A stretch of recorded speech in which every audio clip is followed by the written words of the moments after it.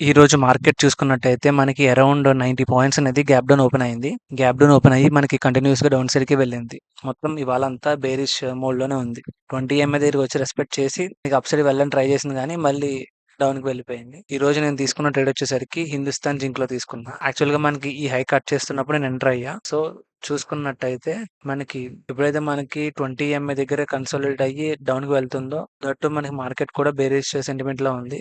నేను అరౌండ్ ఈ ఏరియాలో నేను ఎగ్జిట్ అయిపోయా. ఫస్ట్ నేను ట్రయల్ చేశా 50%. కానీ నేను ఎగ్జిట్ అయిపోయా అనమాట. ఈ క్యాండిల్ ఎగ్జిట్ అయిపోయా. నెక్స్ట్ వచ్చేసరికి ఇన్ఫోసిస్‌లో తీసుకున్నా. మనకి ఈలో కట్ చేస్తున్నప్పుడు నేను ఎంటర్ అయ్యా. సో, ఎస్ఎల్ వచ్చేసరికి ఈ అప్ సైడ్ పెట్టా.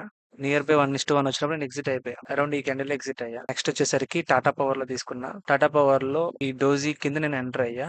సో, ఎస్ఎల్ వచ్చేసరికి రెడ్ క్యాండిల్ పైన పెట్టా. లైక్ ఈ బ్లూ క్యాండిల్ పైన పెట్టా. చూసుకున్నట్టయితే 20 ఎంఏ దగ్గర ప్రైస్ రిజెక్ట్ అయ్యి నాకు 1:1 వచ్చినప్పుడు నేను ఎగ్జిట్ అయ్యా. నెక్స్ట్ వచ్చేసరికి వేదాంతలో తీసుకున్నా. మనకి ఎప్పుడైతే ఈ హై కట్ చేస్తున్నప్పుడు నేను ఎంటర్ అయ్యా. ఇక్కడ చూసుకున్నట్టయితే నాకు ఎప్పుడైతే 1:1 అబోవ్ వచ్చిందో అప్పుడు నేను ఎగ్జిట్ అయిపోయా అనమాట. ప్రైస్ మనకి డౌన్‌కి వెళ్ళింది. ఎస్ఎల్ హిట్ అవ్వలేదు గానీ ప్రైస్ డౌన్‌కి వెళ్ళింది.